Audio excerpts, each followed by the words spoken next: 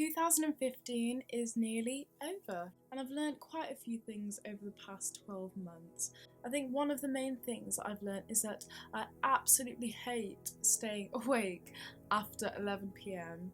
I would much rather be in bed by 10 tops with my tea and Mindy Project or Parks and Recreation on my laptop. Another thing that's been on my mind quite recently is how much we put our value in the things that we do or how successful we are.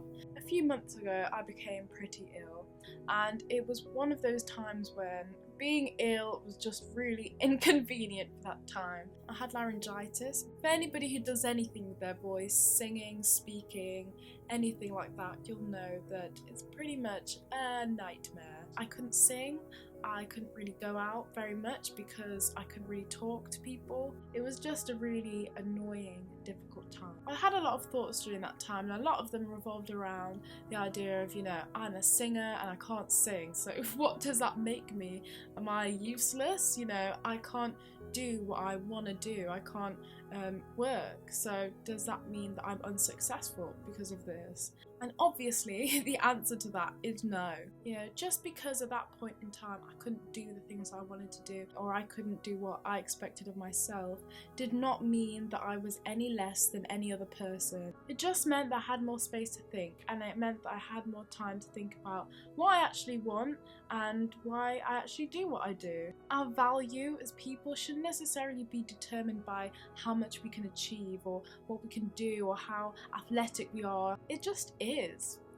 And I learned that because I'm a human being on this earth, I'm valuable because I'm a living, breathing person.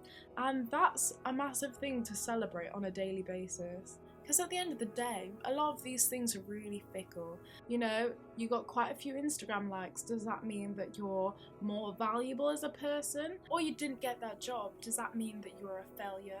No, it does not at all. If you come to a point where you base your whole life and your whole identity on that, when it fails, or when you have a bad day, or when things don't go right and you don't achieve what you think you could have achieved, then it can leave you really discouraged. So I think for next year, one of my main goals I want to have is that I want to enjoy everything that I do, yes, but I also want to enjoy all the moments that surround that too. I really just want to enjoy the journey and the process of doing what I'm doing. When you succeed in that thing that you want to succeed in, or you reach that goal that you've been aiming for, it's easy to forget nothing just happens. There's always a process, and I just want to really enjoy it next year. So that's been one of the few thoughts that I've had over the past couple of months really, and I thought I'd share that with you all. So I hope you all have an incredible start to the new year. I just want to say thank you to everybody who's been there from way back in the day, and all the new people too. I'm really excited for next year because I've also got some new music coming out, so keep a lookout for that. But for now, I will see you all very soon. Happy New Year!